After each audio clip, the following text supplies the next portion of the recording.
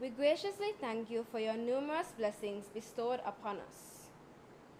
As we gather here today as future leaders, we look towards you for your guidance and wisdom in our deliberations at this mock sitting of this Nevis Island Assembly to debate the resolution on advancing reparatory justice through accountability, community repair, cultural restoration, and youth development.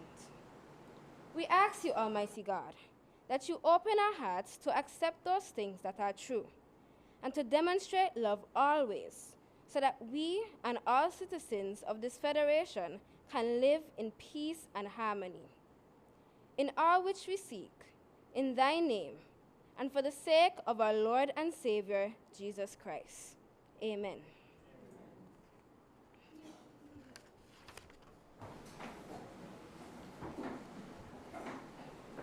Motion for the approval of the order paper as circulated. I recognize the Honorable Member for Nevis 3. Madam President, I seek leave to move the approval of the order paper as circulated.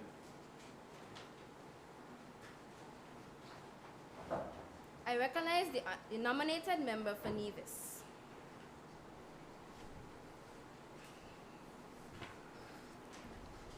Madam President, I rise to seek leave to second the motion. The question is that the motion for the approval of the order paper as circulated be approved. Those in favor? Aye. Those against? The ayes have it. Messages from the Deputy Governor General. Announcement by the President. Good morning, everyone. Oh, sorry. My apologies. Good afternoon, everyone. Thank you all for joining us today for the mock sitting of this honorable house. Whether in person or virtually, your presence is greatly appreciated. Please allow me to acknowledge the following persons.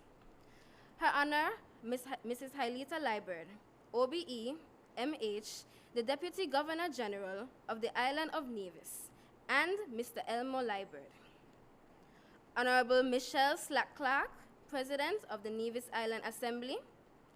Honorable Eric Eveling, Deputy Premier of Nevis.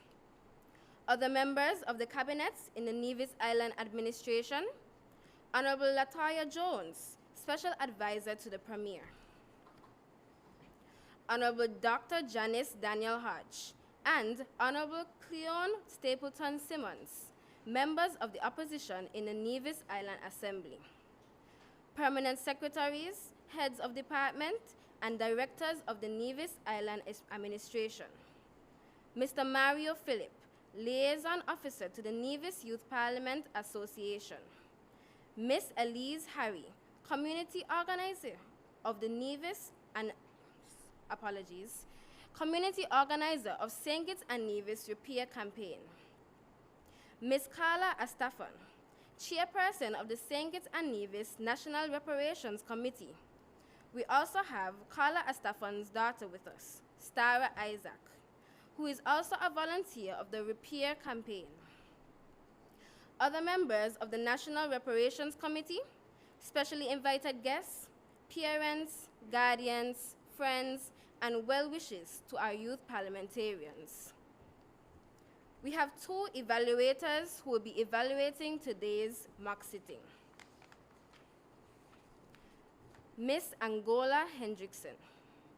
Angola Hendrickson is a dynamic human resources professional, creative entrepreneur, speaker, motivator, and advocate for youth development, holding a Bachelor of Fine Arts in Creative Writing. She currently serves as Vice President of Human Resources at her company and Vice President of the St. Kitts Nevis Human Resource Professionals, where she contributes to the advancement of leadership, professional excellence, and people development. With an extensive professional background, Agnola has worked with Fortune 500 organizations and major institutions, including JP Morgan Chase, Bank of America, and the City of New York Human Resources Administration. Gaining valuable experience in human resources, leadership, organizational development, and employee relations. She is the founder and owner of Agnola Productions, an established production company dedicated to changing lives through creativity, storytelling, empowerment, and impactful community engagement. Agnola is also the owner of Trendy Feet men's designer store, further showcasing her entrepreneurial spirit and passion for building meaningful brands. As a playwright, writer, actor, producer, speaker, and motivator, Agnola uses her voice and talents to inspire others and create platforms that uplifts communities. She also serves as the Public Relations Officer for the Nevis Boys Mentorship Program Incorporated, where she is passionate about mentoring and empowering young people to reach their fullest potential. Known for her creativity, leadership, and commitment to service, Agnola continues to make a lasting impact through business, the arts, and community development. Mr. Mario Phillip. Mario Phillip is a graduate of the Charleston Secondary School and Nevis Sixth Form College, where he served as an executive member and debater of the Nevis Literary and Debating Society.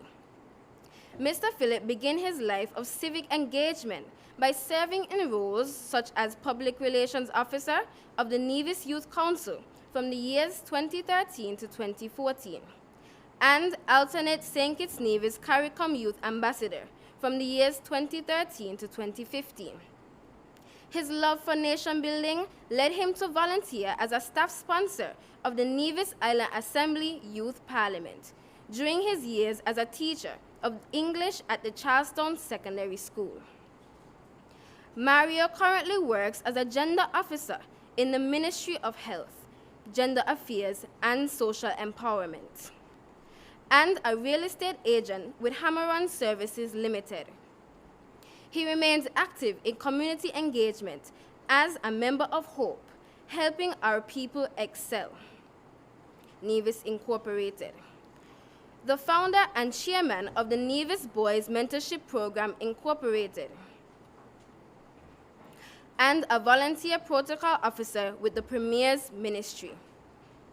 Mr. Phillip is a recent alum of the U.S. Department of State's International Visitor Leadership Program, engaging youth in the political process, where he participated in mock sittings in Seattle, Washington, and he currently serves on the National Committee for Education for Sustainable Development.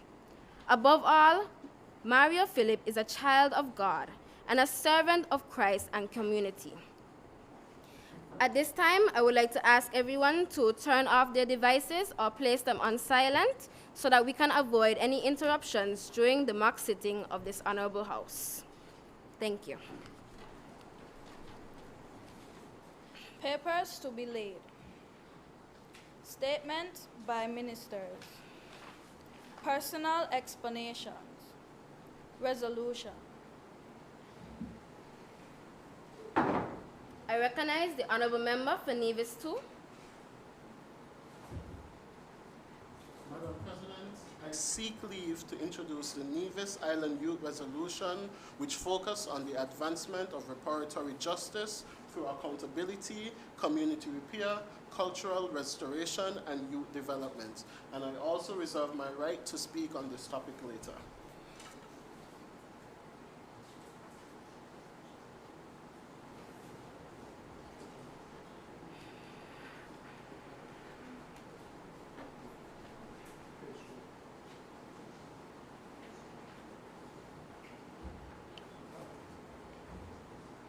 I recognize the honorable member for Nevis 1.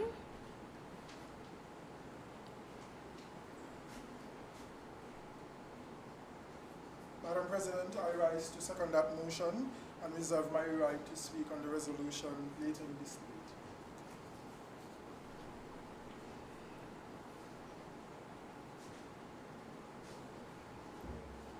The question is that the Nevis Youth Resolution, which focuses on advancing reparatory justice through accountability, community repair, cultural restoration, and youth development, be introduced in this honorable House. Those in favor? Aye. Those against? The ayes have it. I recognize the honorable member for Nevis 2. Madam President, I rise to give my contribution to the Nevis Youth Resolution that is before this Honorable House. Madam President, honorable members of this Parliament, honorable ministers of government, honorable members of the Nevis Island the Nevis Parliament, senior government officials, distinguished guests, and the people of Nevis, good afternoon. I rise today in my capacity as Premier and Minister of Finance to give my full support to this very important resolution. Today's debate is not merely about history. It is about economics. It is about justice. It is about development. And it is about ensuring that the descendants of those whose wealth were built on the back of the enslaved get what we deserve. For centuries, the Caribbean has served as one of the most profitable economic engines of the British Empire. Would you believe that, Madam President? Sugar plantations throughout St. Christopher and Nevis have generated enormous fortunes for plantation holders, merchants, banks, and governments abroad, while the African men and women, children who were forced laborers did not get anything, nothing. We were enslaved, unpaid, and oppressed, my mistake. Here in our beautiful Nevis, once called Uwali, the land of beautiful waters, thousands of African men, women, and children endured what the United Nations has recently dubbed as the worst crime in history. What do you think that is? They were enslaved, stolen from their lands, and brought here to do forced labor, suffering poverty, inequality, underdevelopment, and deep social traumas whose effects remained in place to this present day with racism. Madam President, historians estimate that by the late 18th century, Caribbean sugar colonies were among some of the most profitable territories in the world. Not just in the Caribbean, but the world. Imagine that. Profits generated from the Caribbean slave and sugar production accounted for significant shares of British overseas wealth and helped finance banks, railways, ports, factories, industrial expansion throughout Europe, which can still be seen today. Yet, while the wealth flowed from the Caribbean, poverty remained at home. While slavery was abolished in 1833, the British government borrowed 20 million pounds. 20 million pounds. Hold that number in thought, we're going to get to it. An enormous sum at the time, representing approximately 40% of the British national budget. To compensate who? The enslavers? No. They compensated the persons who did the enslaving. They compensated the persons who stole people from their homes and treated them as property. Since when, Madam President, since when has people been property? People are not property. Not one penny, not one red cent was paid to the formerly enslaved Africans. Would you believe that? Those who endured generations of unpaid labor, violence, and dehumanization. Madam President, let us place that figure into perspective. The 20 million pounds in 1834 would amount to billions in pounds today. Meanwhile, the descendants of the enslaved were left landless, poor, and excluded from every single economic opportunity. In Nevis, plantation owners received a substantial compensation payment, while the formerly enslaved, what were they expected to do? What did they receive? Did they receive anything? Nothing. They were expected to start life with no financial support, no housing, no access to anything. In many cases, they were left uneducated, Madam President. Many challenges that face our small island developing states today are directly connected to this terrible point in our history.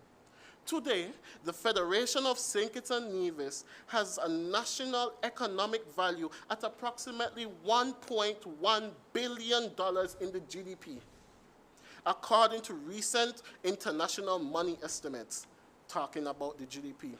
The IMF projects economic growth approximately 2%, while the public debt is projected to raise above 60% of the GDP as governments across small island states like ours continue to finance healthcare, infrastructure, climate resilience, education, and disaster relief. Madam President, Caribbean countries collectively spend billions annually servicing debt while simultaneously trying to finance healthcare, education, infrastructure, climate resilience, and social development. Is that fair to us?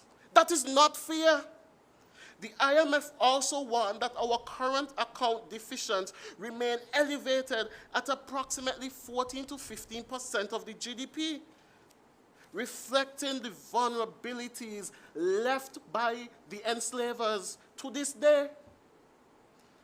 Madam President, this is why reparatory justice must include developmental justice. It must include fair access to international finances, to climate adaptation support, to technology transfer, to educational partnerships. It must include debt reduction, because who put us in this debt? We did not put ourselves there. It was left to us. The people, the enslaved, had to put themselves in debt just to make life, while the enslavers were given free money. Madam President, reparatory justice is not about seeking sympathy. It's about correcting structural imbalance. Madam President, investment in young people, investment in education, investment in technology, investment in our culture. We must change the reality. Investment in youth entrepreneurship is one of the most practical forms of reparatory. Remember, please to prevent any further reading of your presentation. Understand, Madam President. Too many young people across the islands, across the small member states, are suffering from lack of access, Madam President. Access to what? Access to proper functions, access to proper finances, access to proper education, access to credit for small business development. Madam President, this is why we talk about reparatory justice. We must be able to receive some of the funds that were spent. Madam President, economic repair is one of the most critical and important things that I feel and my government believes that reparatory justice should serve. Economic repair to our economy, to our finances, to our culture. Madam President, do you know that our human resource is one of the harshestly treated human resources in the world? You know, men can't go to work with their hair plait. They must look well neat and groomed. Hair must be cut a certain way. Locks is offensive. Since when? That is our natural African look. Why should we change our natural African roots to service people? That is what the enslavers left us. How we should dress, how we should talk, how we should look. What is that, Madam President? Do you know that multiple people, and the women in this room can agree, we spend multiple finances on what? The look, how we should look, how we should dress, how our hair should be well groomed. And we look down on the women with the natural locks, with their naturally styled hair, and say, that is not acceptable. Who said that is not acceptable? The enslavers They told us that is not acceptable. So now our generations continue to believe with that mindset. Madam President, in preparing for this debate, I decided I was coming here with my hair all natty dread looking. And then they say, you can't go into the House of Parliament looking like a bum. I said, it's not a bum look. It is the look of our African brothers and sisters. They said, no, that is not how we were raised. That is not how the generation said we must dress. Generation?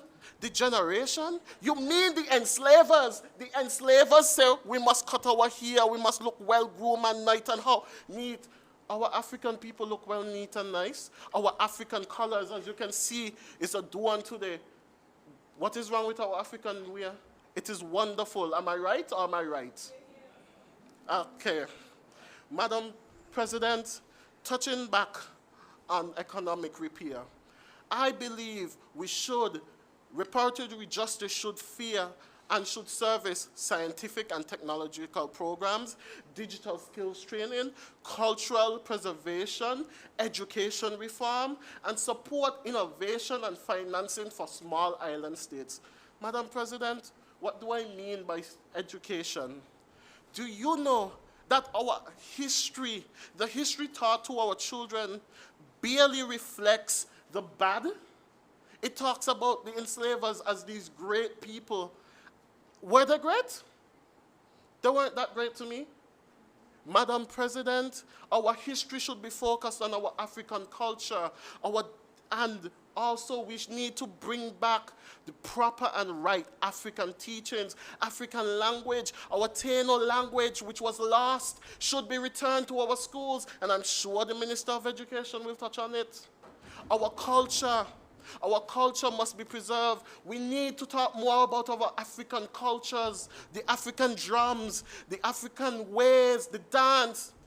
Madam President, I'm sure the Minister of Culture will touch on it, but I'm just pointing out some of the key important facts that were left and that were stolen from us by who? By the enslavers.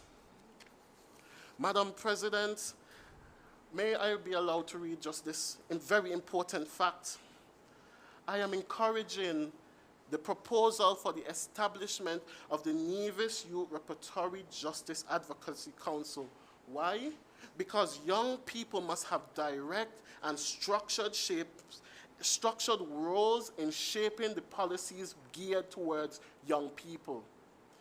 Young voices are often ignored. We continuously say we are for the youths, we want this for the youths, and we do not give the young people a voice. This is why I am encouraging the creation of this group, because it will give our young people an opportunity to have their voices heard, to have everyone understand and see their point of view on this very important topic. Madam President, let me be clear. We are not debating whether history has happened. We are here to decide whether we will continue to live inside the consequences in which we were left in, or to decide if we will continue to fight and have the courage to resolve what is going on. Madam President, the time for polite acknowledgement has passed. It is time for structured repair, for meaningful reform, for tangible change is now. Let this House not be remembered for what it debated, Madam President. Parliamentarians, let it be remembered for what we delivered, not what is recognized, but what was transformed.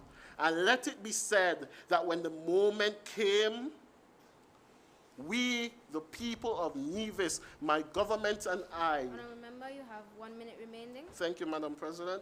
We, the people of Nevis, my government and I, we did not hesitate to turn words into action. We led the forefront. We were not soft on change. We led it. Madam President, using the CARICOM 10-point plan, our island, the people of Nevis need to come together, stand up and fight and scream and ask for our change. Because, Madam President, history has already recorded the injustice. It is now our responsibility, our obligation to repair the record, to fix what was broken, and to fight for our rights, our freedom, and our money. most importantly. May it please you, Madam President.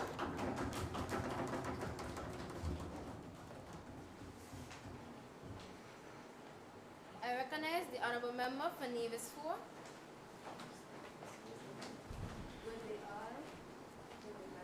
Good day, Madam President. Madam President, as the leader of the opposition group, I stand here today on behalf of the loyal opposition to speak on the matter that touches the very soul of our federation. Firstly, may I say, a people without knowledge about their past history, origin, and culture is like a tree without roots. We are here to debate culture and reparation. This resolution calls for greater youth entrepreneurship, skills training, and cultural industries. Yet, the government sits before us boasting about cultural preservation as if our heritage is thriving in a vacuum. Let us be clear-eyed. Madam President, you cannot speak about the culture of St. Kitts and Nevis today without confronting the deep historic shadow that British colonialism cast over it, a shadow that still limits the mind of our youth and fractures our society. Our true Kittitian and Nevidian culture was never handed to us. It was forged in fires of resistance. When the English forces settled on our lands, disseminated the Kalinago, and chained our ancestors, they did not just steal their physical labor. They launched a systematic warfare against their identity. They banned the drums, outlawed native spiritual practices, and spent centuries conditioning our people. I recognize the honorable member for Nevis 2. Madam President, on a point of order clarification, I did not speak about preserving our culture, I spoke about changing our culture. The honorable member for Nevis 4 is saying that I spoke about preserving our culture. Nobody else has spoken from the government side but myself, and I spoke about changing, not preserving. Honorable member for Nevis 4, I would like to ask you to retract your statement.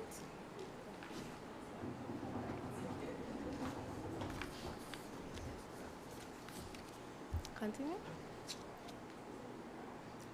Our true Kittitian and Nevidian honorable member, I would like to ask you again to retract your statement.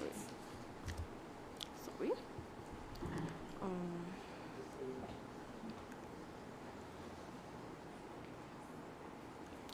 This resolution calls for greater youth entrepreneurship, skills training, and cultural industries. Yet the government sits before us boasting about cultural change, cultural change, as if our heritage is thriving in a vacuum. Let us be clear-eyed. Madam President, you cannot speak about the culture of St. Kitts and Nevis today without confronting the deep historic shadow that British colonizers cast over it, a shadow that still limits the minds of our youth and fractures our society.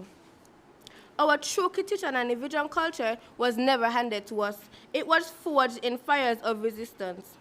When the English forces settled on our lands, disseminated the Kalinago, and chained our African ancestors, they did not just steal their physical labor.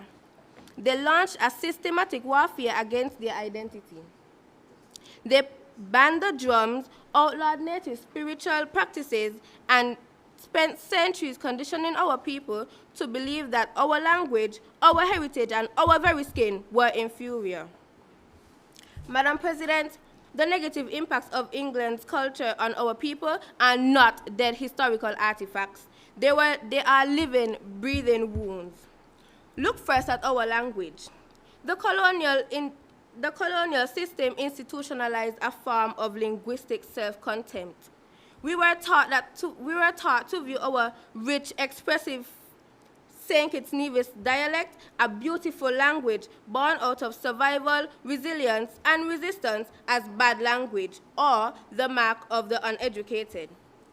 Even today, in 2026, our youth are caught in a psychological tug-of-war. We were told that to be professional, to be intelligent, and to be successful, that we must mimic the exact vocabulary and cadence of British colonizers. while suppressing the authentic mother tongue of our own soil. When a culture is stripped of dignity of its own language the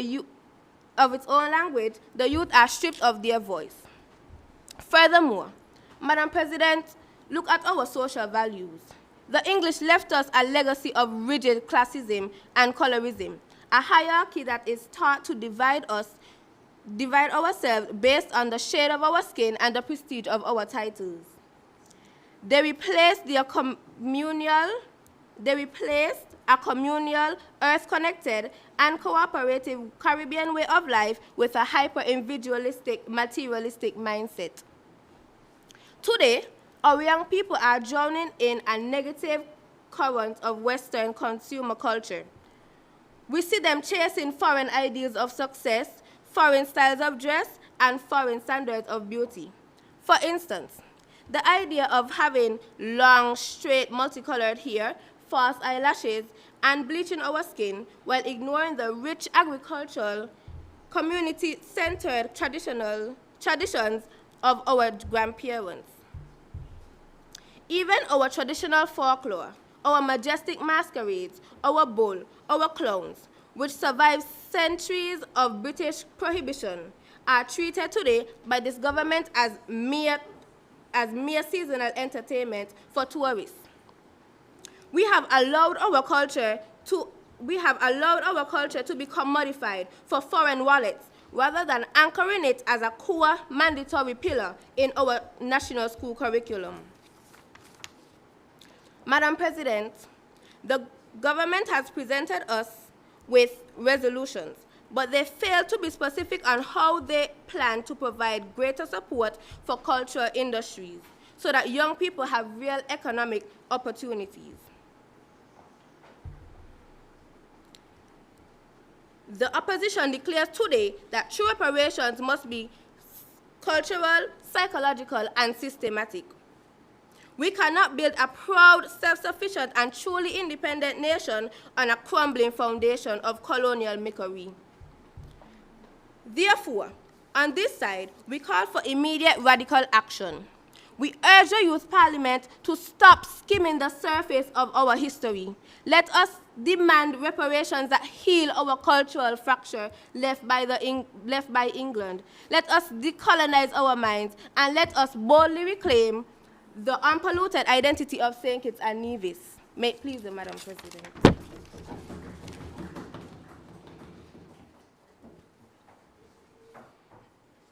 I recognize the Honourable Member for Nevis 3.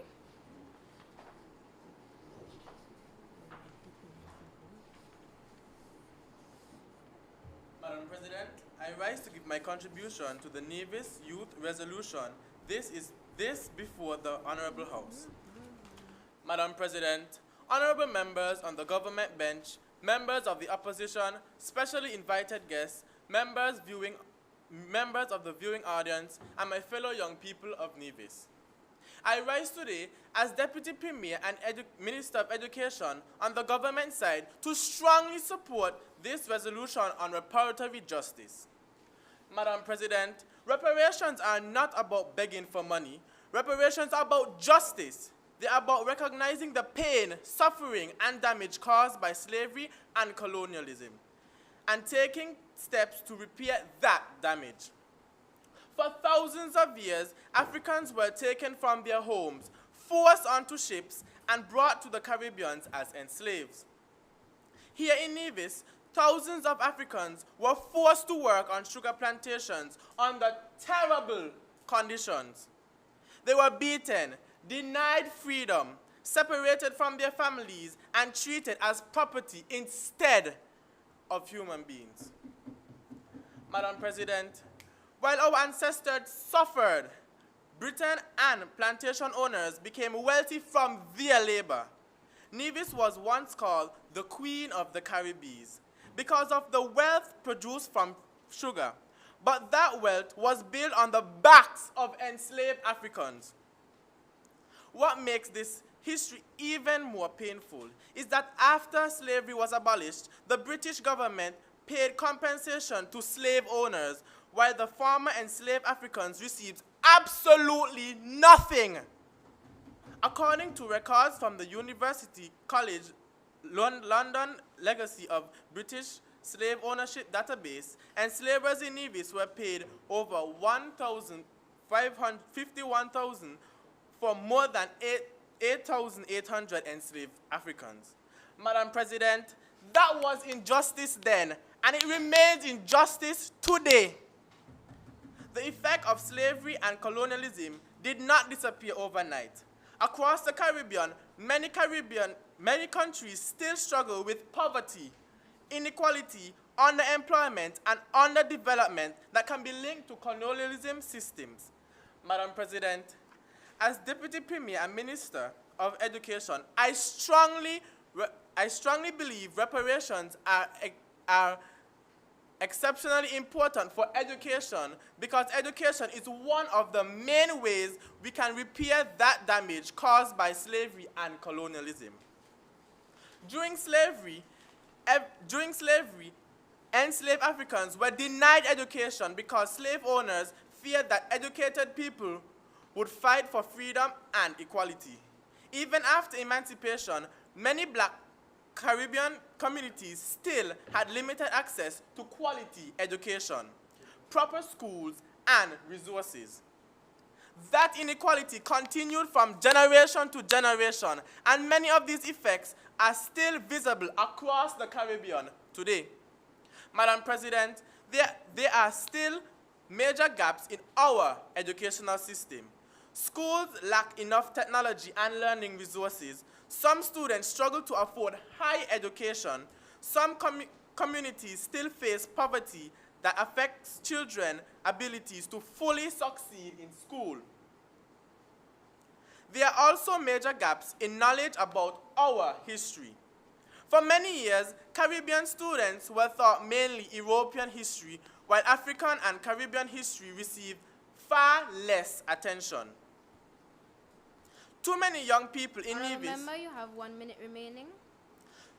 Too many young people in Nevis can speak about European kings and queens, but know little about the history of slavery on our island. The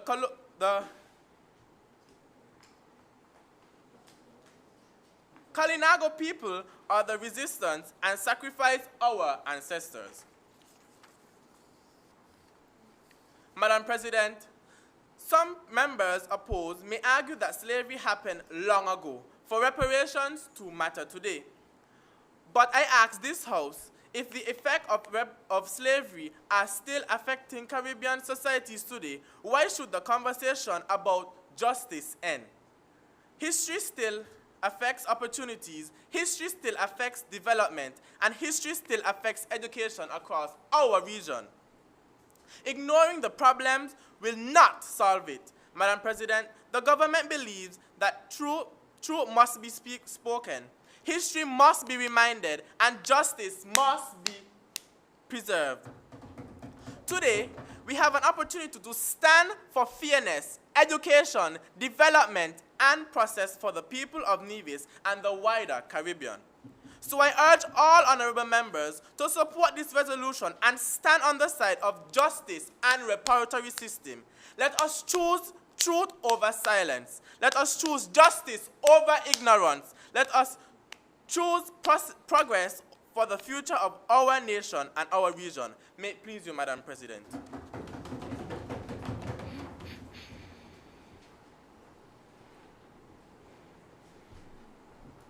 I recognize the honorable member for Nevis 5.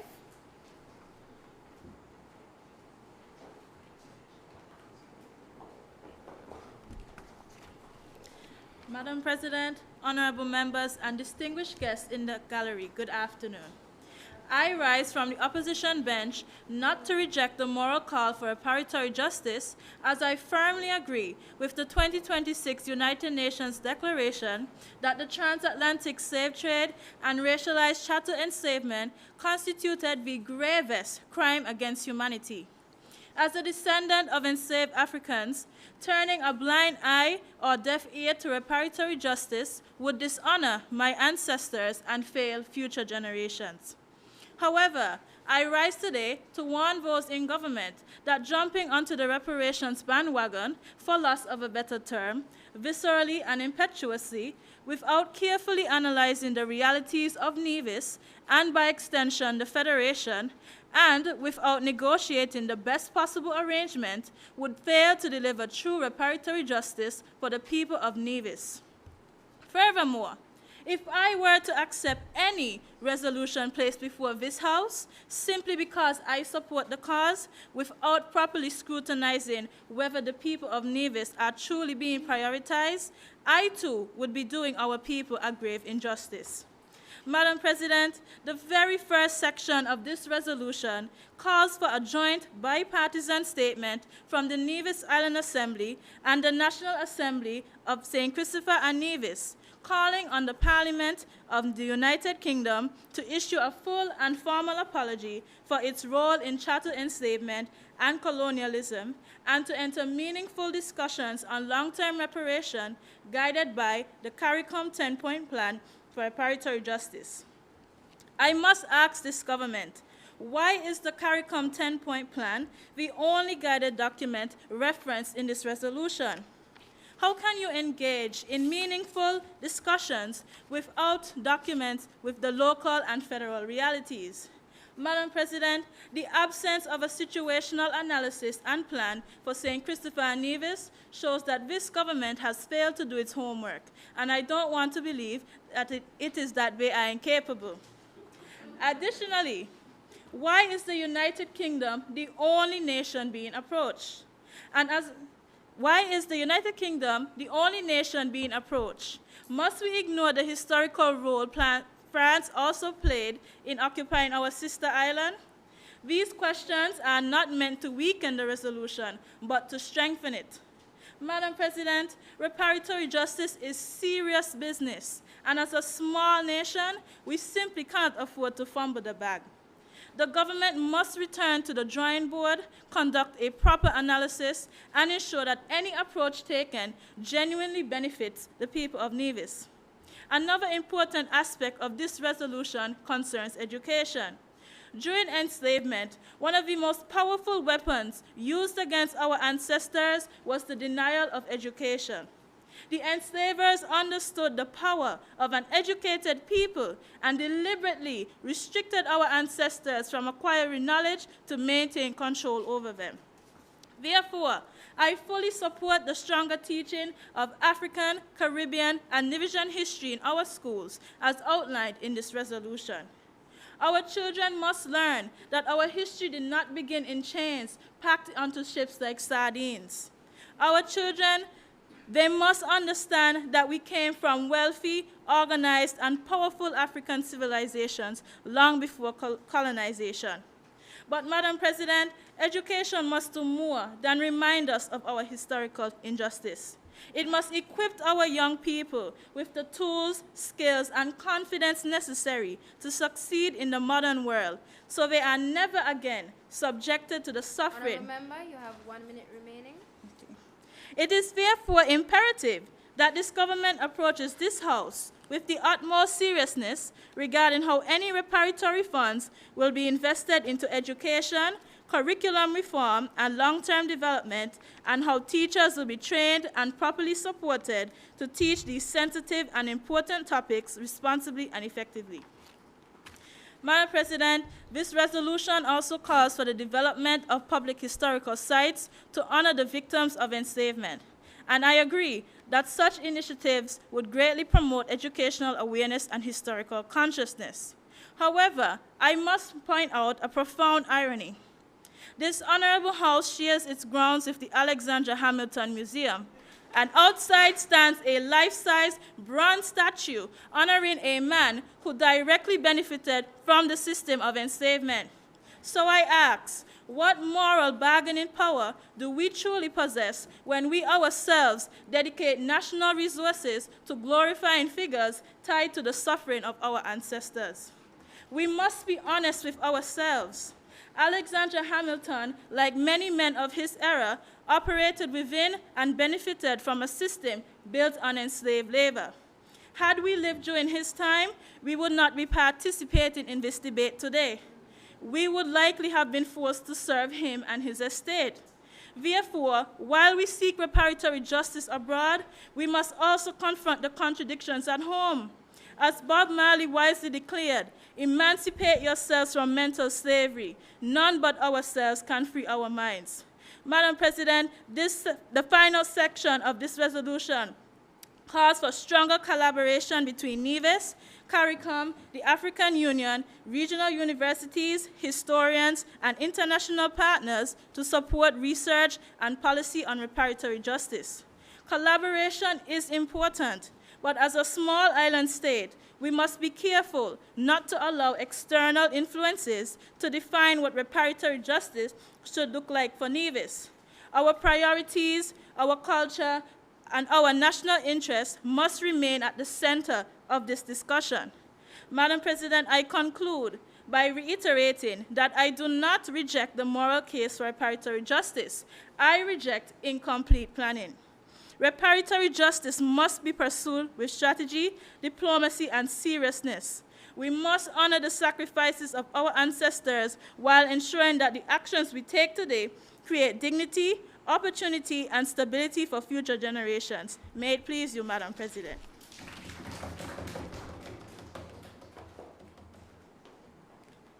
I recognize the honorable nominated member for Nevis.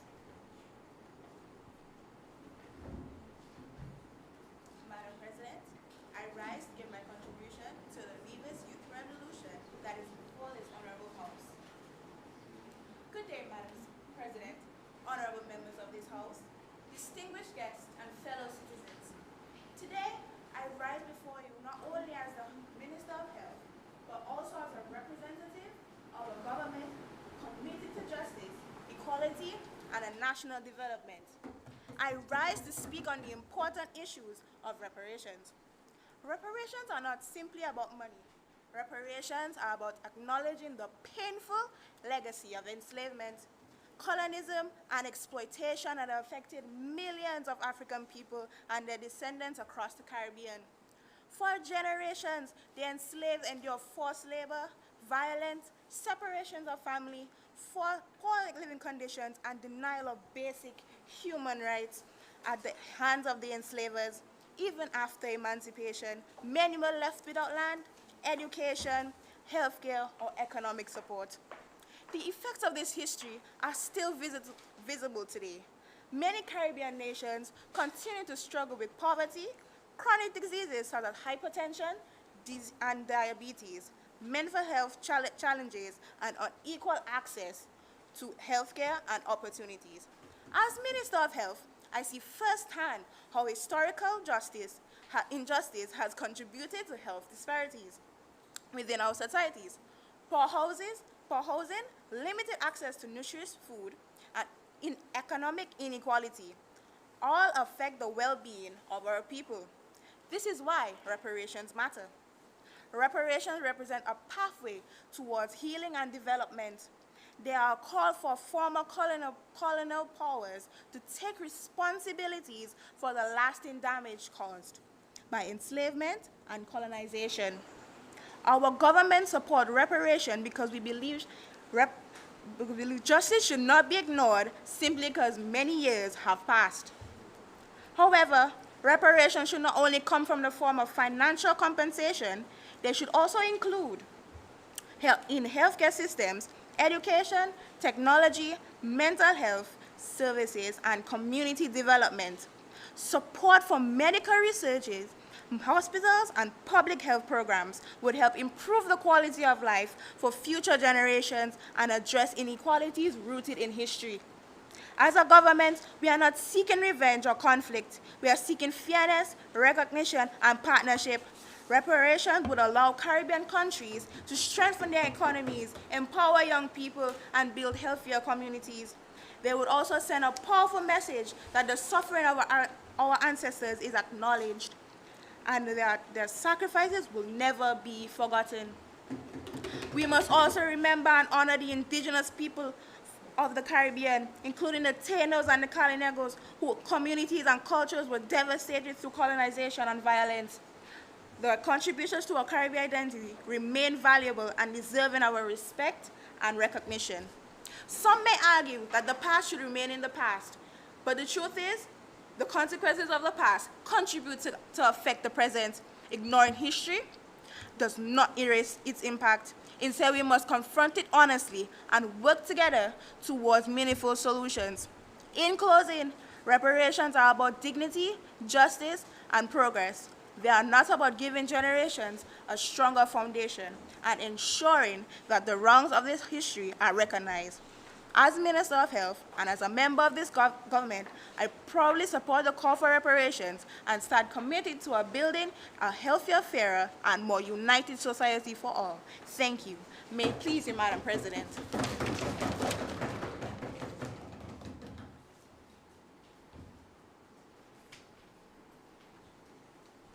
I recognize the honorable nominated member for Nevis.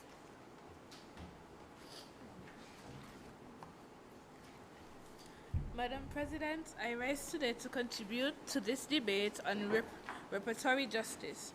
I do not stand to dispute the undeniable historical evidence, nor the fact that a debt is owed to our people.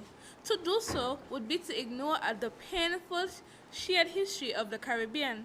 However, Madam President, the responsibility of a government and of a shadow Minister of Finance is to separate sentiment from strategy.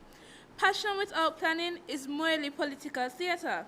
The opposition asks not only what we deserve, but how reparations can be negotiated, managed, distributed to benefit our people for generations to come. The government appeals to emotion, yet fails to present a realistic financial framework. Reparatory justice cannot remain only a psychological concept. It must become a fiscal reality. We cannot speak about culture of our people without securing the commerce of our people. True liberation requires economic empowerment, but that demands accountability and careful planning. Therefore, I ask the government, what is the financial strategy? How will reparations be negotiated and enforced? Who will oversee the funds, and what systems will ensure transparency? Madam President, we already know the danger of weak oversight. In his 2025 keynote address, Prime Minister Ju stated that over the past decade, citizenships by investment revenue accounted for between 60 and 70% of total federal revenue. The figures are staggering.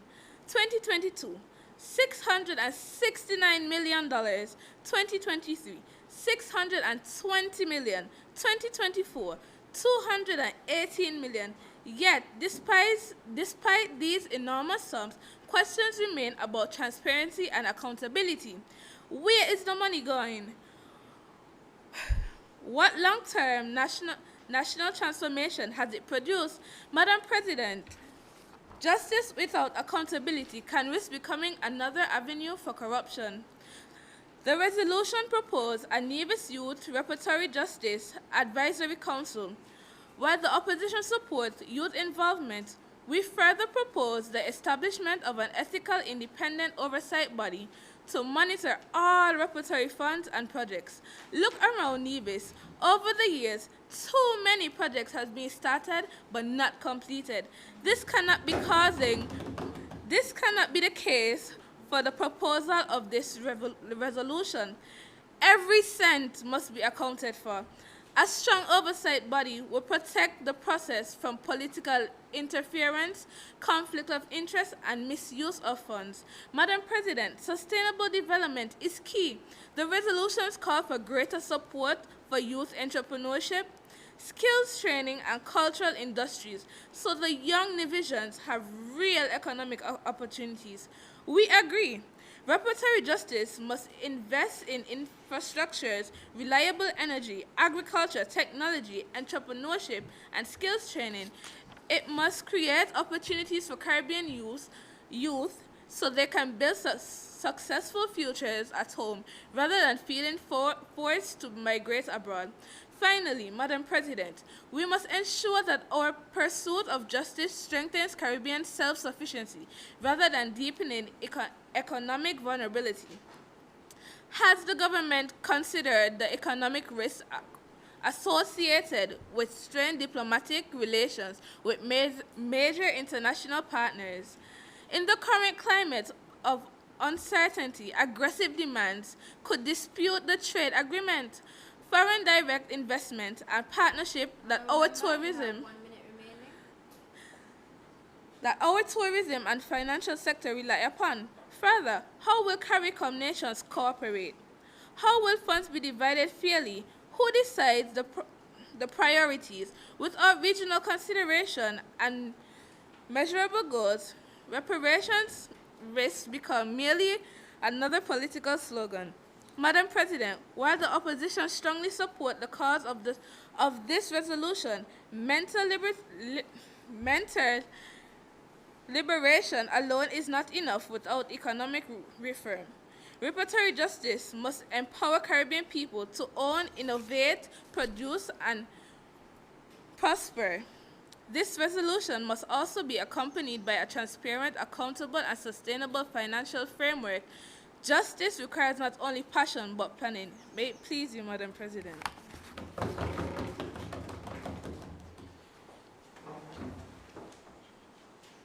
I recognize the Honorable Nominated Member for Nevis.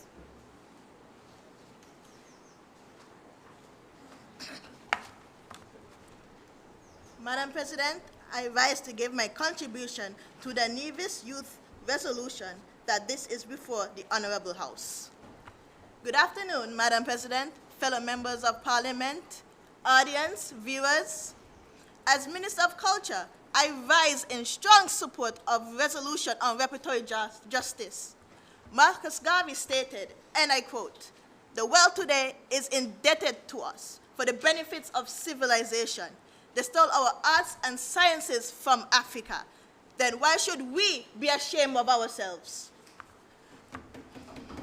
Madam President, honorary members, this is not merely a historical reflection, it is a structural truth. It speaks to cultural removal, historical distortion, and the enduring necessity of repair.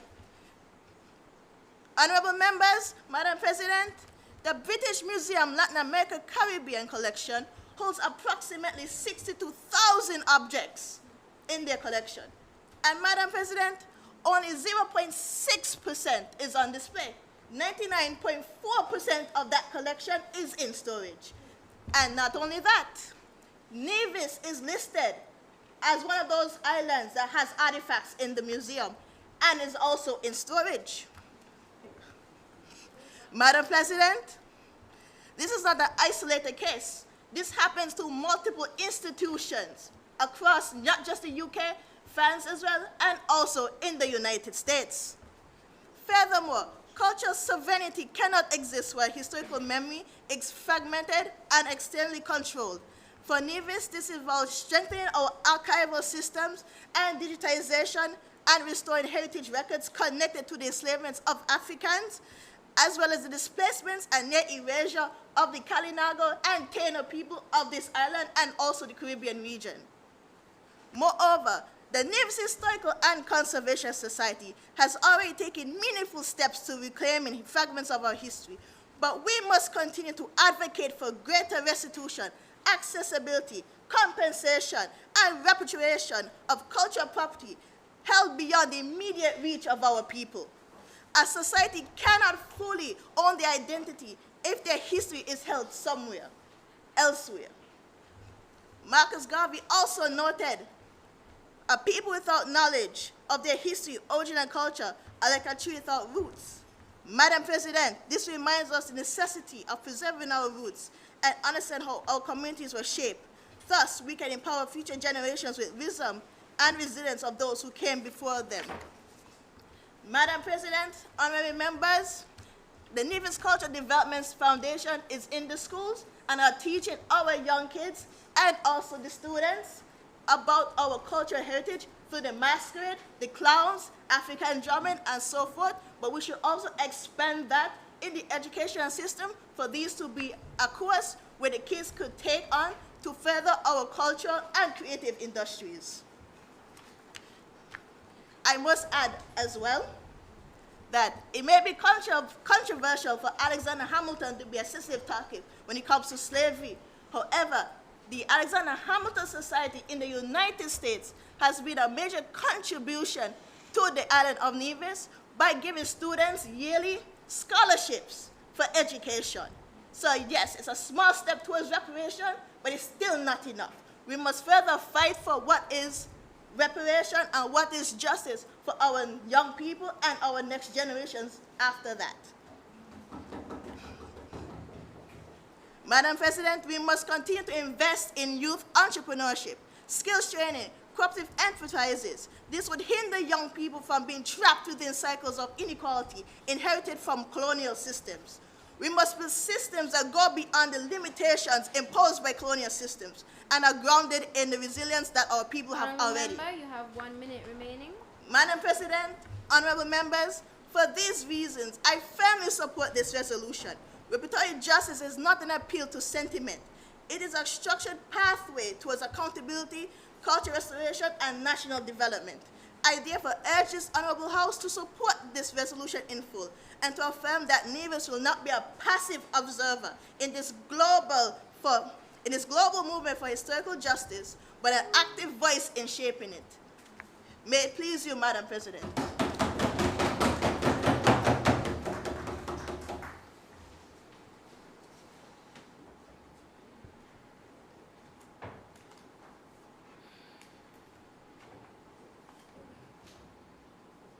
I recognize the honorable member for Nevis 1.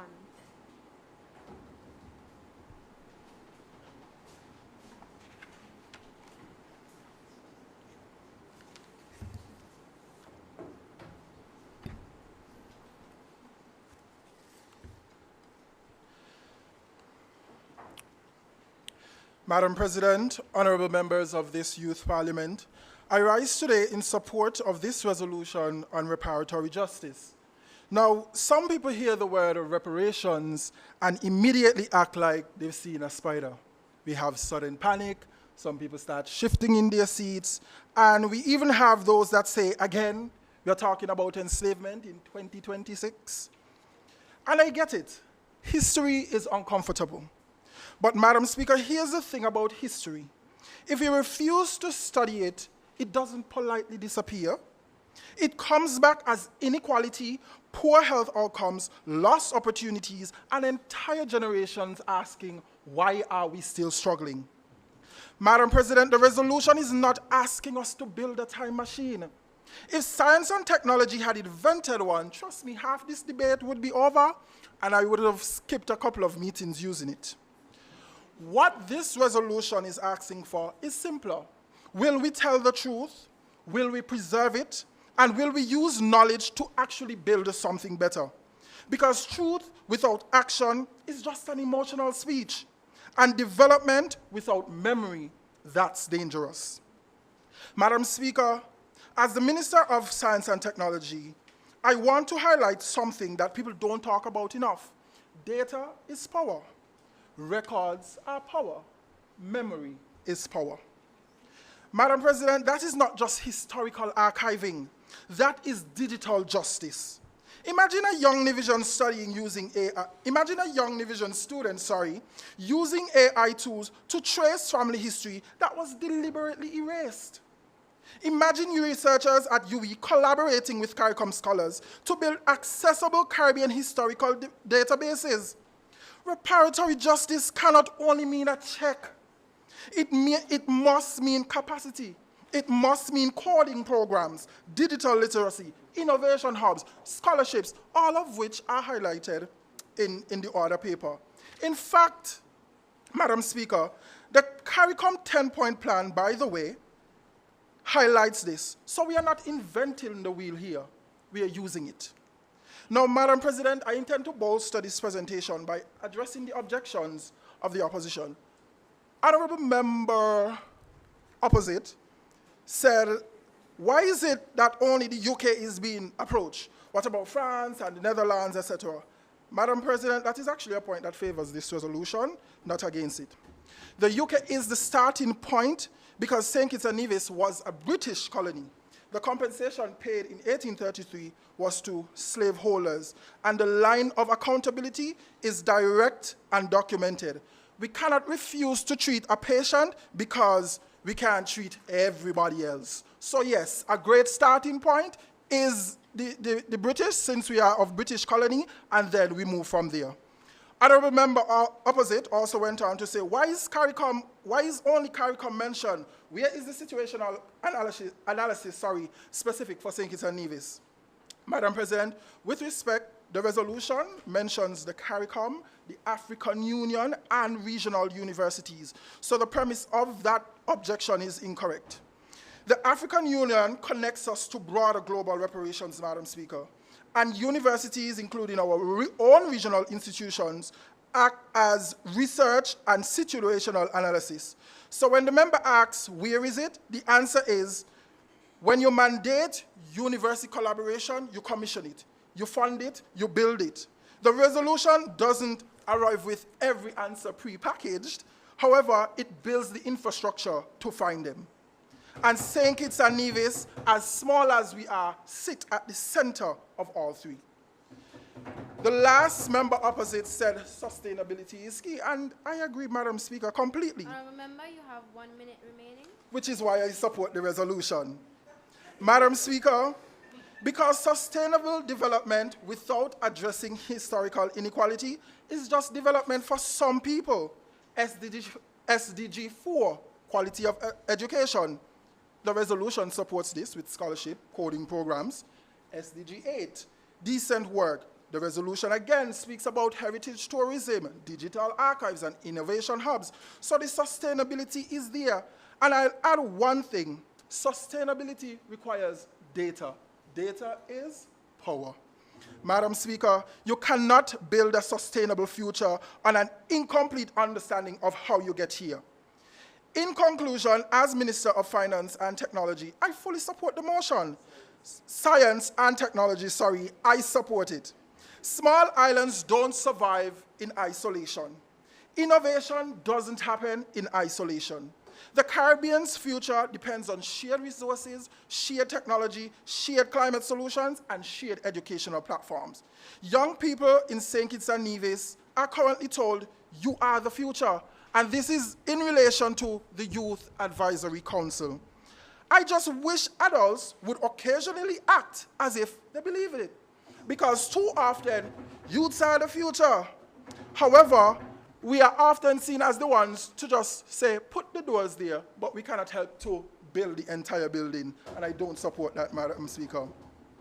So this resolution makes young people architects. It ensures that we are not just recipients, and architects matter, because somebody has to design the society that we have to inherit. In closing, the resolution is not revenge, it is not division, it is not wallowing in pain. It is an investment in truth, education, innovation, and dignity. Science teaches us that science teaches us that unresolved pressure eventually fractures systems. History has been saying the same thing louder and louder for centuries. So let us choose repair before fracture. Let us preserve memory before forgetting. Let us turn historical understanding into technological advancement. And let future generations say, when young people inherited a difficult future, they did not run from it. They studied it, they digitized it, they learned from it, and they built something better. Madam Speaker, I support the resolution fully. I thank you.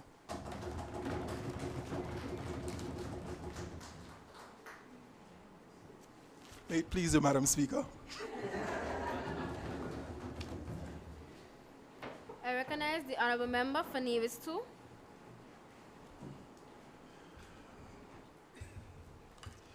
Madam President, before I begin my wrap-up, I think it would be useful to read the text of the resolution into the record. Whereas, Between the 15th and 18th century, an estimated 12.5 million Africans were forcibly trafficked across the Atlantic Ocean during the transatlantic slave trade, and millions more died during capture, forced marches, detention, and transportation, making it one of the largest systems of organized human exploitation in recorded history. And whereas, long before Europe's arrival, Nevis was known to its indigenous inhabitants as Uwali, meaning land of beautiful waters, and was home to more than 2,000 years of indigenous people connected to the Tainos and Kalinagos, who built farming, fish, and trading societies across the Lesser Antilles. And whereas, after European settlement in the 17th century, the indigenous people of Nevis and St. Christopher suffered violent displacement, warfare, disease, and destruction of their culture, including the 1626 Bloody Point Massacre on St. Christopher, in which the English and French colonists killed an approximately 2,000 Kalinago people, and the loss of the indigenous language, history, and land continues to be felt in our islands today. And whereas, following English colonialism in 1628, Nevis was forcibly drawn into the British plantation economy, and by the late 18th century, enslaved Africans were made up roughly 90% of the island's population, with historical estimates indicating that between 8,000 to 10,000 Africans were enslaved on Nevis at the high point of the sugar era. And whereas the wealth produced by Nevis sugar, once celebrated as the Queen of the Caribbean, was flown to Britain, and plantation owners who enslaved Africans on the islands endured brutal labors, while the enslaved Africans on the islands endured brutal labors, violence, family separation, and a system of racial channel slavery built on the laws depriving of the Barbados Slave Code 1661, under which African men, women, and children were treated as in-laws as property rather than human beings. And whereas the legacy of slavery and colonization continue to shape our communities today throughout unequal access to wealth, land, public health challenges, and integrational trauma recognized by the Caribbean Reparations Commission,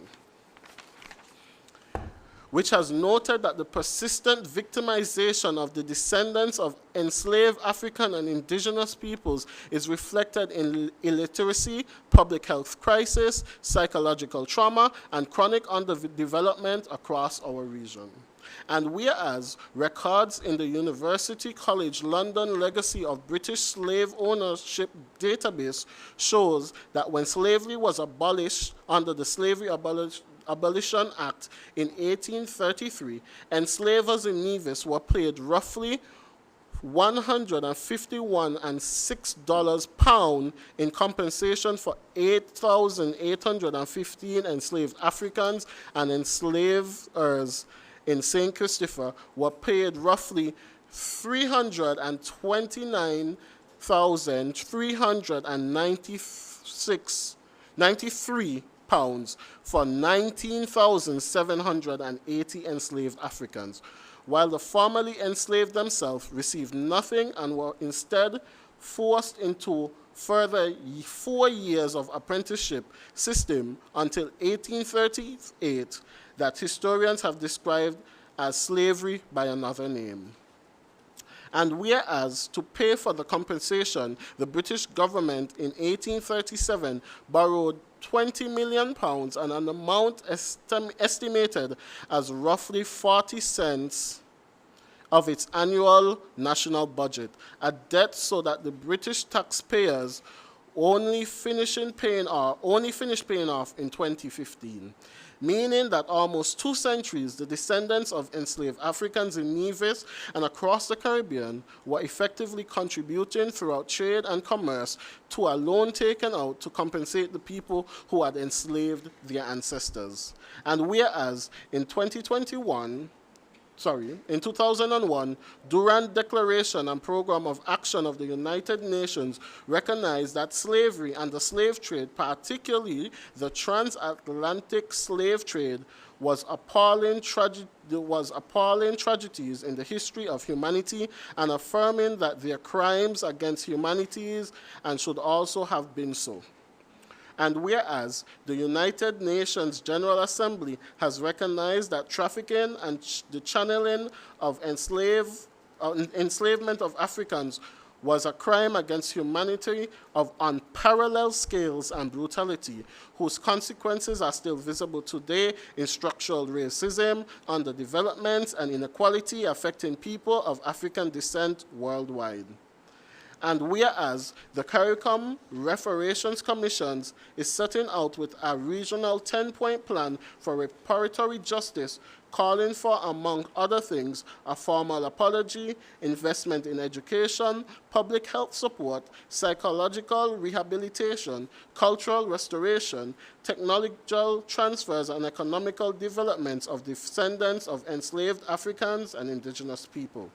Whereas the young people in Nevis and across the Federation continue to call out a stronger voice in national conversations on reparatory justice and on the telling about our history and building on fairer and more sustainable futures of the generations to come.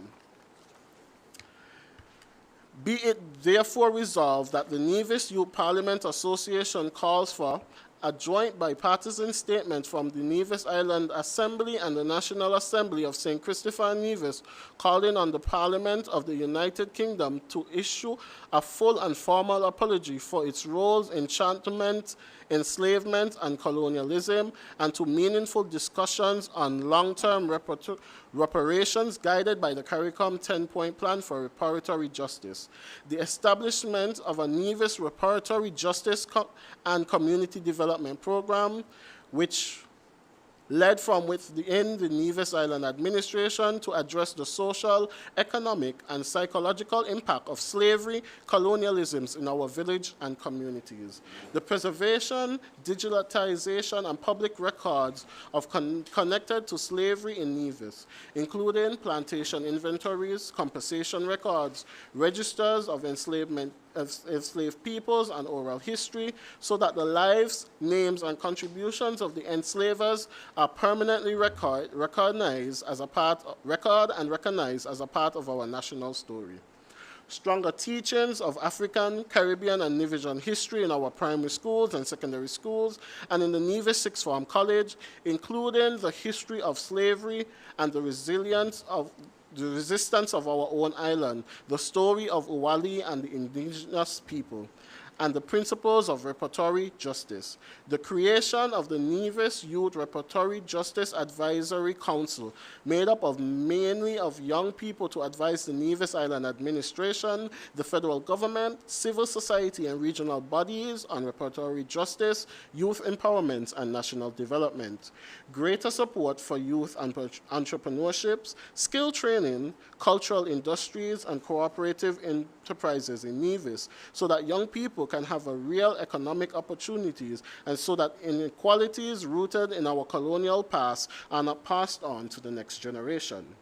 The development of memorials, heritage sites, and annual public observance in Nevis, including at the sites of historical significance, such as former plantations and burial grounds, to honor the victims and survivors of slavery, to celebrate the African Caribbean heritage, and to educate the public about history and the legacy of slavery and colonization.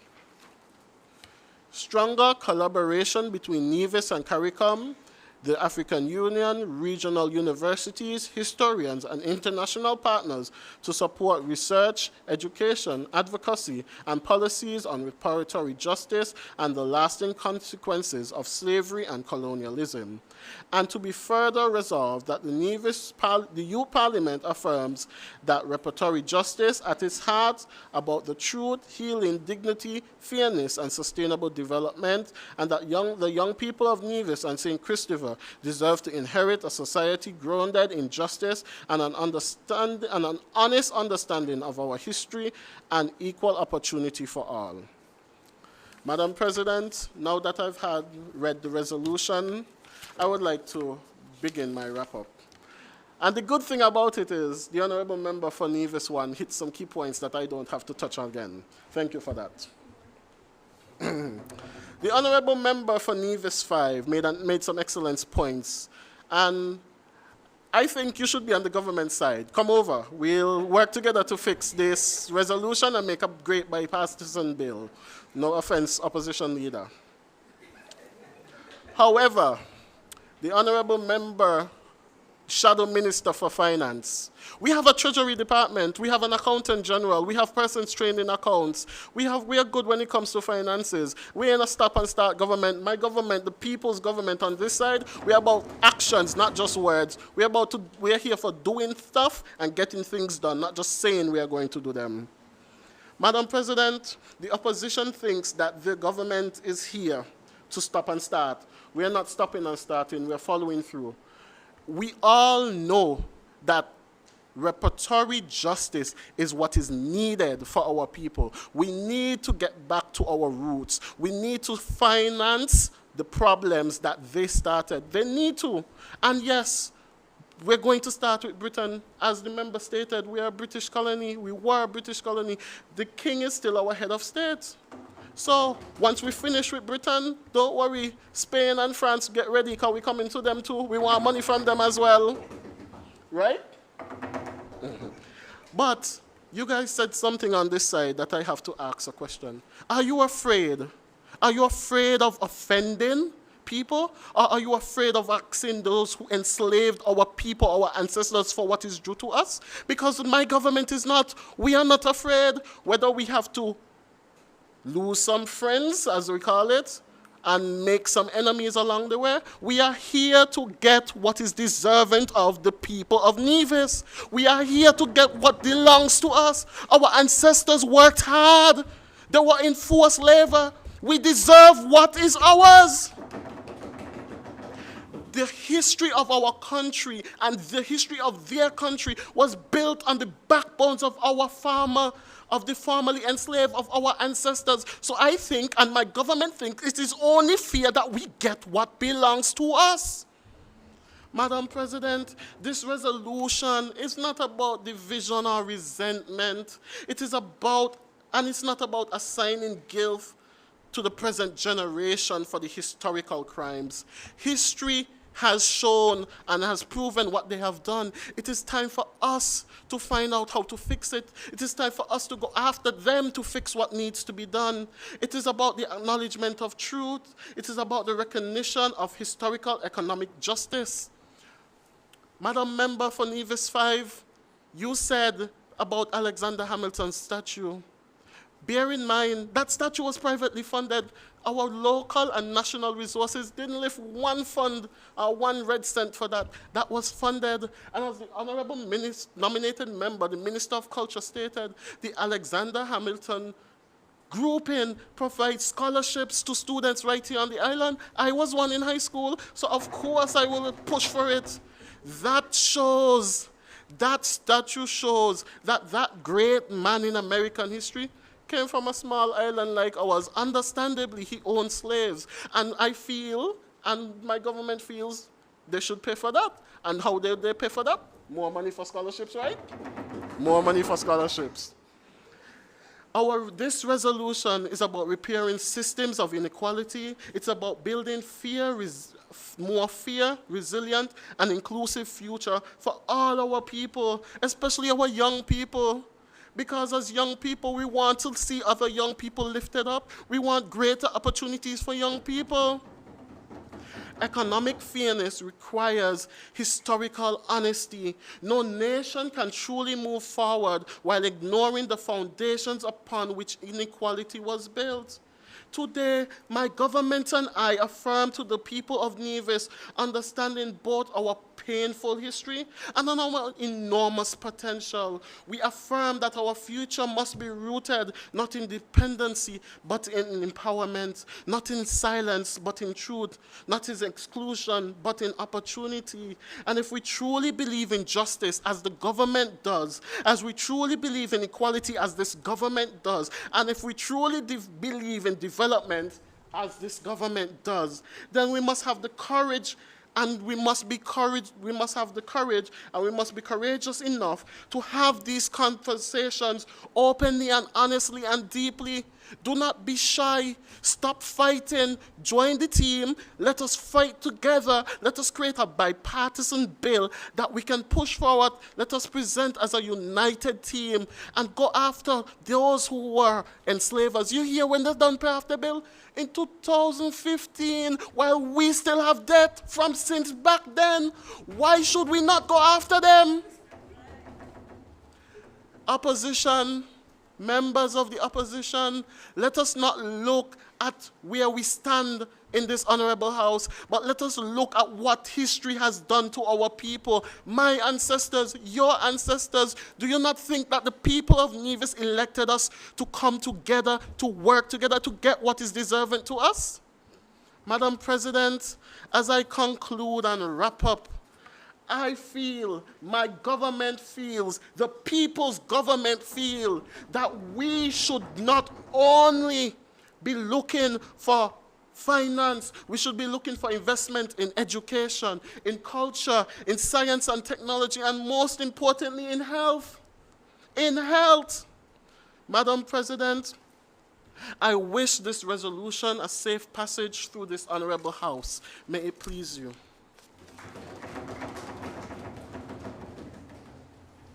The question is that the Nevis Youth Resolution, which focuses on advancing reparatory justice through accountability, community repair, cultural restoration, and youth development, be passed in this honorable house. Those in favor? Aye. Those against? The ayes have it. The resolution has passed through this honorable house. On behalf of the Nevis Youth Parliament Association, I would like to thank Ms. Carla Astafan, Ms. Elsie Harry, and Mrs. Taliba Byron Shiverton of the St. Kitts and Nevis Repair Campaign for the repertory sessions on reparations leading up to this mock sitting. Thank you to our coaches for all their help as well. Special thank you as well to the Nevis Island Administration through the Ministry of Finance for providing refreshments for our first preparatory session. And to Mr. Brian Royce, manager of the St. Kitts and Nevis Repair Campaign, for his overall support and contributions, including providing refreshments for the other sessions and dinner after this mock sitting, and T-shirts to commemorate this event.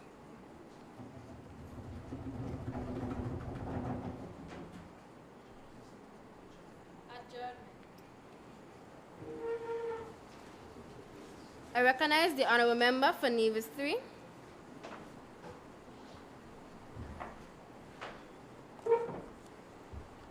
Madam President, I rise on the adjournment to celebrate Nevis Boys of Excellence who are recognized this month by the Nevis Boys Mentorship Program in collaboration with the Department of Gender Affairs in commemoration of the International Day of the Boy Child.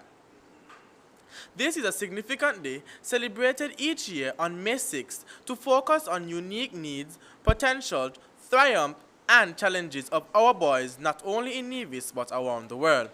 As a 2025 Boy of Excellence, I would like to give special recognition to Kyran Hendrickson, Cicely Brown Integrated School, Ezra Hanley, Ivor Walters Primary School, Kaimani Reed, the Mudcross Preparatory School, Naim Morton, Montezuma Academy, Kai J. Powell, Nevis Academy, Jalen Chambers, Charleston Primary School, Ezra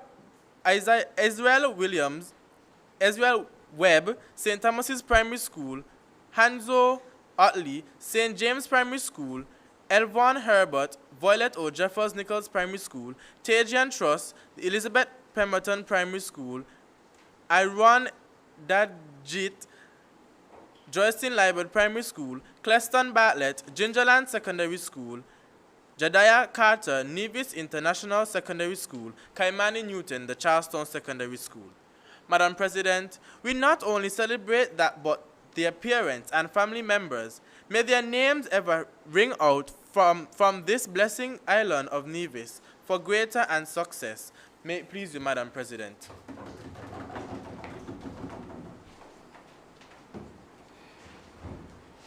I recognize the honorable member for Nevis 4. Madam President, I rise to move adjournment of this honorable house, for this honorable house.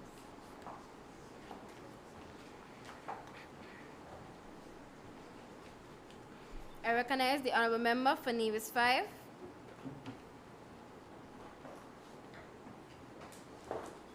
Madam President, I rise to second that motion.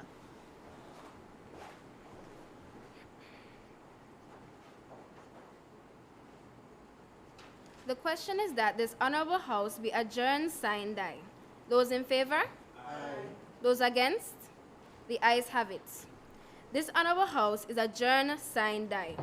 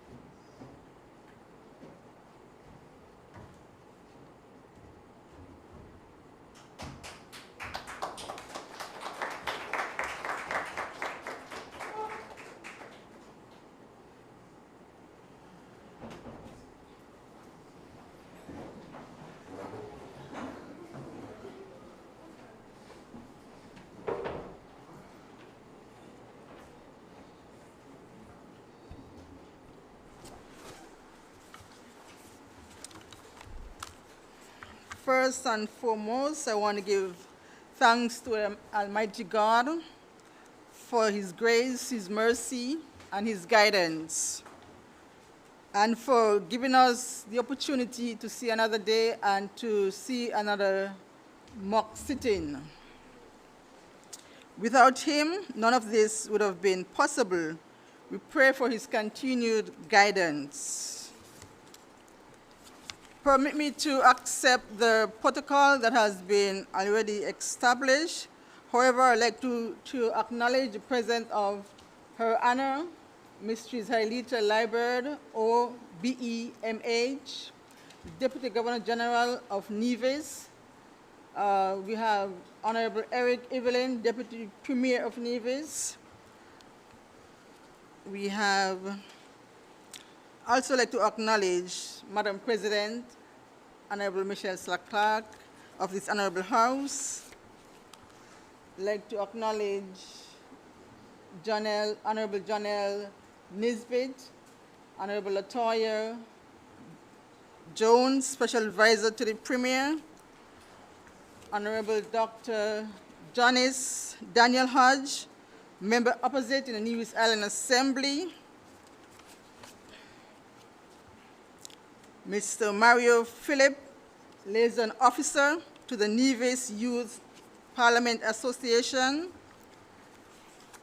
Ms. Elsie Harry, Community Organizer of St. Kitts and Nevis Repair Campaign, Ms. Carla Astafan, Chairperson of the Nevis and St. Kitts National Reparations Committee. We also have, I would like to also acknowledge Ms. Wendy Elliott Williams, who is here with us this afternoon, and all other specially invited guests, parents, guardians, friends, and well-wishers of our youth parliamentarians. We'd like to also acknowledge our evaluators, Ms. Agnola Hendrickson, Vice President of Human Resources at the Bank of Nevis, and Mr. Mario Philip, Gender Affairs Officer in the Nevis Island Administration. A very pleasant good evening to everyone, and thank you for being here. Well, as we come to the conclusion of this robust and passionate debate on reparations, I would like us to take the time to recognize the diverse perspective that was shared here today. Each of us could take something from it. It could add, well, for me, it has added depth to my understanding of it. And so, it's good for us to know more about our history. And it is clear that it's not about financial compensation, but it's more about justice, healing, and acknowledgement of our historical injustices. And so we truly want to congratulate our youth parliamentarian for an excellent debate.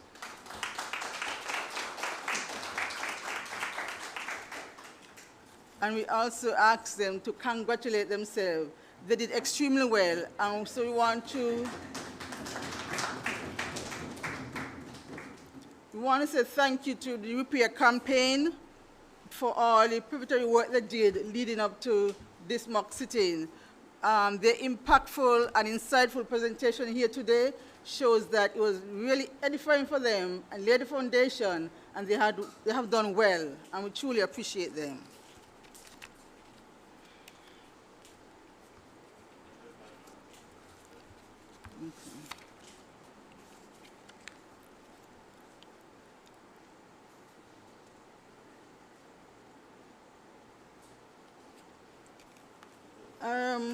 Let's see. We're going to give a certificate of participation for each person, each youth parliamentarian who took part in today's mock sitting. This is a way for us to truly show our appreciation for their hard work and dedication. Before we go to that, I would like to we're going to have some brief remarks, and they're going to be followed accordingly as shown in the program. So first, we will have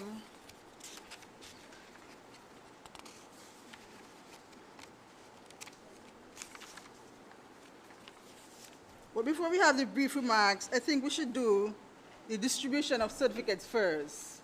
So I'm going to invite Her Honor, the Deputy Governor General, to come forward, along with the President of the House, Michelle Slack-Clark, Honorable Michelle Slack-Clark, to join me in this process.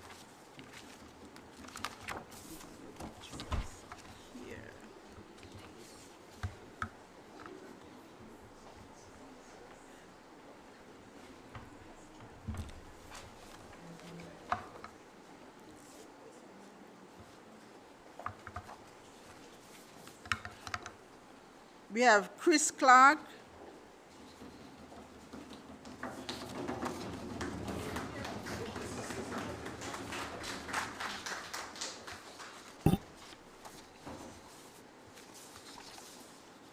Excellent Nisbet.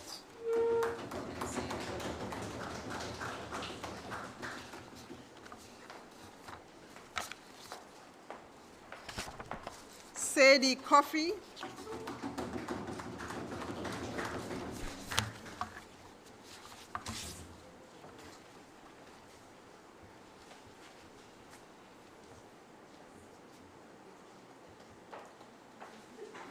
Aquila Bendito.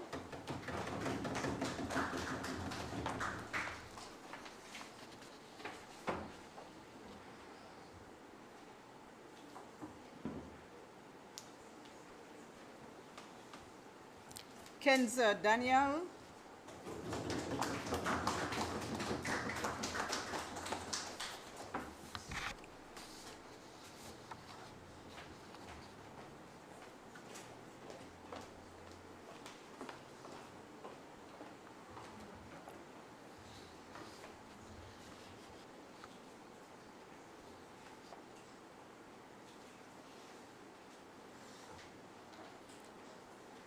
Kayla Mendonker,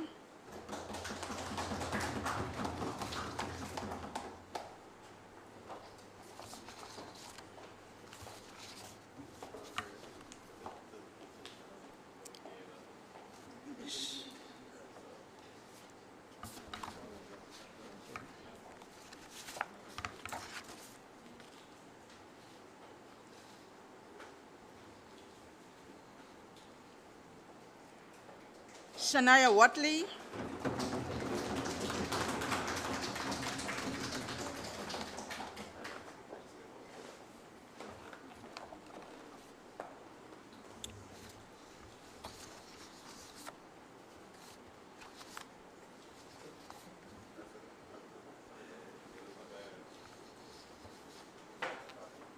Kejel Smithen,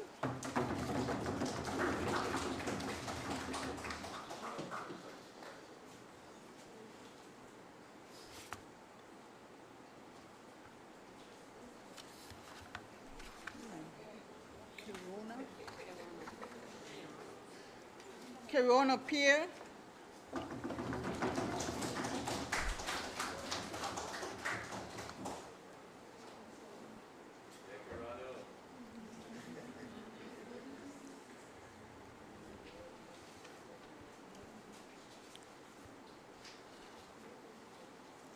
Lisa Taylor,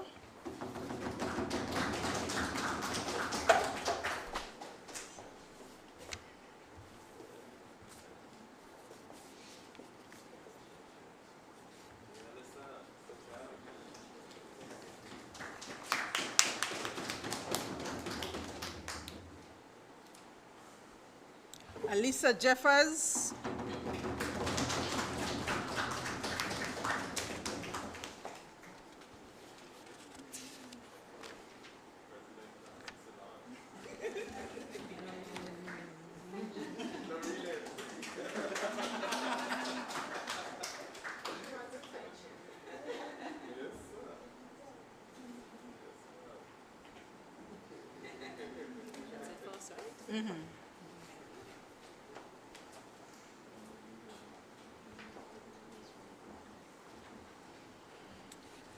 We will now have brief remarks by Elsie Harry, Carla Astafan, Mario Philip, and closing remarks by the Honorable Michelle Slack-Clark.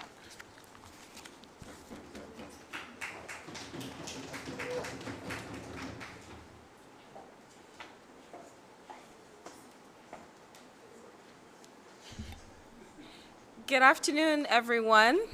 For the avoidance of doubt, I'm Elsie Harry, not Mario or Carla, Elsie. And I would just like to congratulate the youth parliamentarians, every single one of you, for the thorough, well-researched, and engaging presentations that you made this afternoon. Can we give them a round of applause? I was particularly engaged by Madam President when she said, "Honorable member, no more reading." And I was like, she runs a strict house. But it just shows that young people are exceptionally capable in engaging with national issues with the seriousness that these issues deserve. And so again, congratulations to each of you.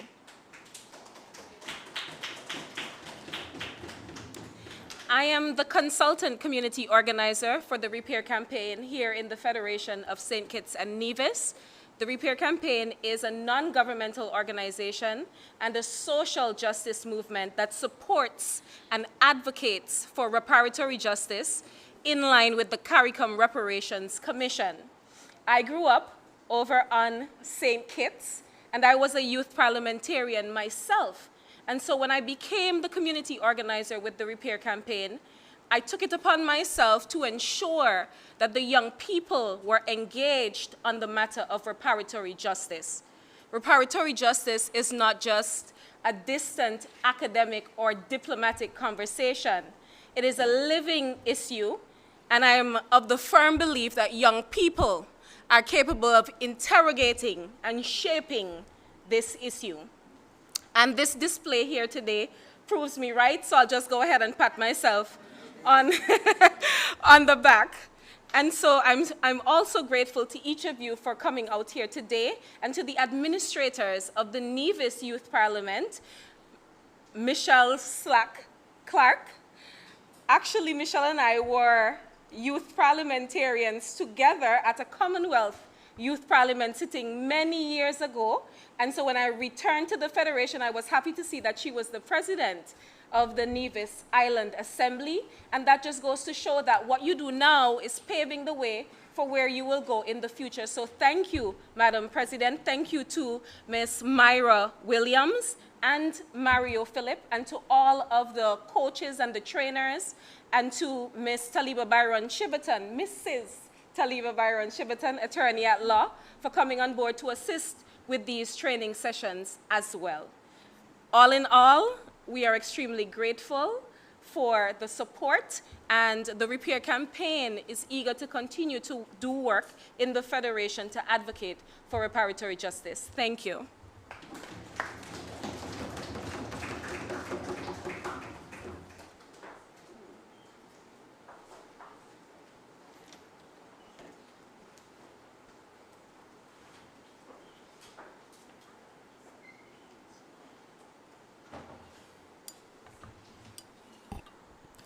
Good afternoon, everyone. Thank you for inviting me here to give some brief remarks. I'm Carla Astafan, Chair of the St. Kitts Nevis National Reparations Committee. I'd like to say congratulations to the Nevis Youth Parliament for this event this afternoon, for this mock parliament event. The young people of the region, first in St. Kitts, St. Lucia this morning, and now in Nevis. You have, through these mock parliaments, strengthened the call for reparations for the trafficking and enslavement of Africans by the colonial powers that benefited from the immense wealth generated through slavery. Your research, delivery, and debate, spirited debate, let me say, demonstrates that you are very well informed. You've engaged and fully prepared yourself to carry this advocacy forward. I am honored to have been given the opportunity to work with you. It is my hope that the governments of this region, of the Caribbean, will take the next step by allowing the insights emerging from these mock parliaments to guide meaningful action, moving beyond the CARICOM 10-point plan towards the introduction of reparation bills in regional parliaments. Thank you.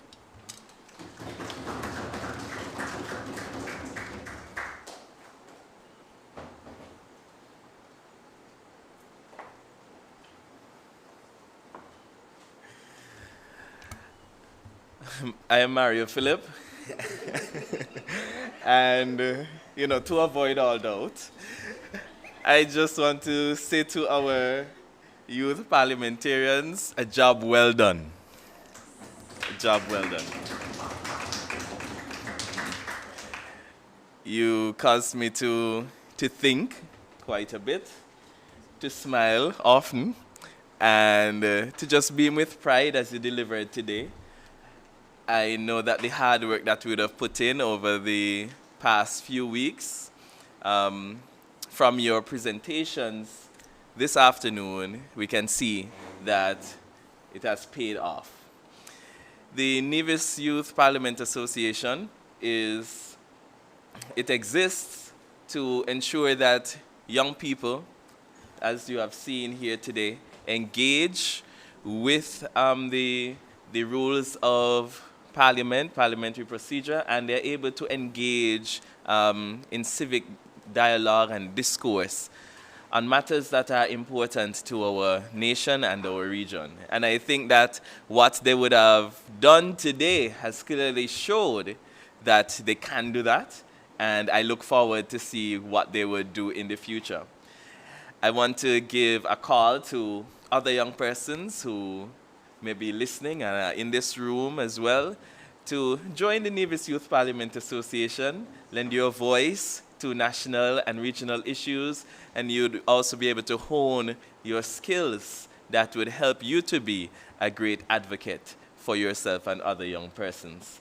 And I want to thank, of course, Madam President and the clerk, as well as the Nevis Island administration for their support of this endeavor and the support of our young people. Now, I must hasten to add that I am a volunteer with the Repair campaign because the matter of reparatory justice is dear to me. I am a student of history, and I would have done it all the way up to sixth form, and so I'm quite au fait with the travesty that enslavement of Africans was in our region. And so to see our young people ventilate those issues, hear them ventilate those issues today is quite encouraging. But I must give kudos to Ms. Elsie Harry and the Repair campaign for the work that they are doing not only across the region, but here in St. Kitts and Nevis to advance that cause. Thank you also to Ms. Astafan and the National Committee on Reparations. And I say let us all continue. I like to say that our enslaved ancestor in the year 1826 would not have dreamt that within one decade they would have been free. And so when we contemplate reparations and we say, oh, I wonder if it would ever happen. You know, we've been talking about it for so long. We may very well be on the cusp of receiving full and fair reparations. So onward, not backward, but onward to our freedom and liberation, total liberation of our people. Thank you so much.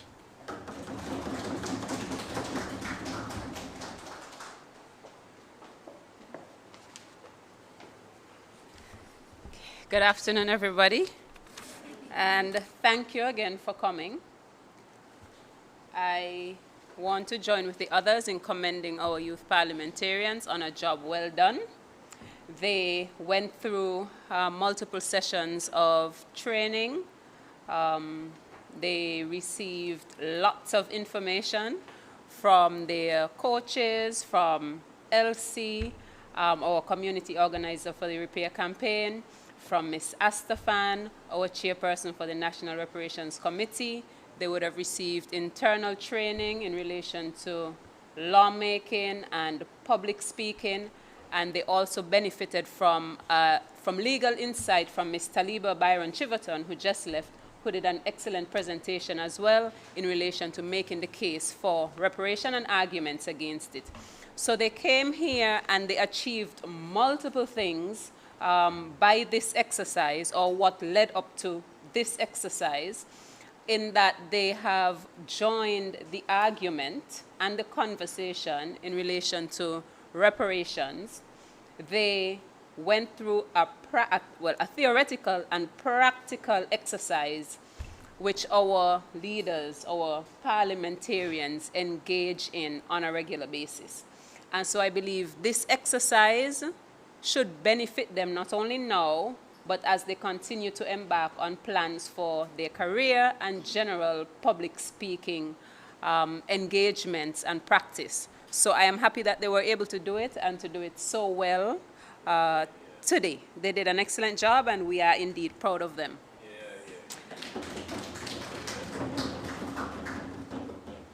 I want to say thanks especially to Mario Phillip and Myra Williams, who would have worked hard together with Elsie and the others to bring everything together. It was a lot of moving parts, and they worked tirelessly to allow us to have this sit-in, to bring the youth parliamentarians to where they are. And I am just so very grateful to them for all that they did for today's sitting. And Mario said, yes. And of course, I can't overlook Dequila as well, who is sitting at the back and usually functions in the background. She was back and forth and assisting in giving us the logistical and administrative support that we needed for the sitting, and I'm grateful to the Queen for all that she did as well. Now, Mario mentioned something when he spoke to you in relation to how close we may be. And I'm sure our youth parliamentarians may have seen this meme on social media where somebody is digging for gold and they give up just at the point before they actually would have gotten the gold if they had continued for a little while. And one of the things I've heard in relation to reparatory justice is this a cause that's even worth discussing? Or are we having the discussion merely to tick a box off of a checklist of things that we need to do? There's a quote that says, it may not be for you to finish the work, but neither are you free to desist from it. So you don't know if you'll see the result here and now or in your lifetime, but that doesn't give you the obligation to just put up your hands and say, well, I won't contribute to the discussion. The debate that was held today and the resolution that was passed will actually be presented, as we discussed, to the Premier, and so that it can assist in advancing the discussion on reparatory justice in Nevis and in St. Kitts and Nevis. And when our CARICOM heads meet, should that discussion be on their agenda, that they can indicate that their young people have engaged on this topic and that it can assist in forming our national consensus on the point. So it's not just a wasted exercise, and it's not just an exercise in public speaking or a mock sitting. It's actually to achieve a meaningful end. And so we have committed to ensuring that that resolution is tabled with the Premier so that it can assist in that way. I just want to say before I close that I am so very grateful that we could have had members from our National Assembly, the Deputy Speaker who had to leave moments ago, and from our Nevis Island Assembly who are here today, as well as our Deputy Governor General, to support our young people so that they can see that what they are doing is important to our public officials. So we thank you very much for coming. And outside of that, I just want, again, to invite those persons who may be listening or viewing to ask a question about the Youth Parliament. I believe it is an organization, a grouping, that can immensely and significantly impact your life. We have an obligation to embark on educational training such as this, and we do that best through the Nevis Youth Parliament. So feel free to ask a question. We have made some changes in the way that the Youth Parliament functions. We now have a functional association for which Mario is our acting president, and we will continue to make the necessary changes so that our organization can grow and develop. And I will repeat something that I've said before, which is we are hoping that the Youth Parliament can function in a statutory way. That is, that for issues that are affecting our island and our federation, that there is a mandate for the youth consensus to be taken on board in decision making. That may also be my digging for gold, but it's something that I think would be very important. It's something I think would be very important so that our sittings and our deliberations can have a wider reach. So once again, thank you all for coming. Parents, well-wishers, teachers, supporters, thank you all for coming. We appreciate your time. We thank you for spending the afternoon with us. And we thank you, parents and guardians, for allowing your children to benefit from the experience. We are hoping that they would stay with us so that they can continue to learn and grow in this arena. They should be joining us for dinner later this evening, following a closed session where they will get some feedback in relation to general public speaking and how they were able to present this afternoon. So for the final time, please give them a round of applause to let them know how well.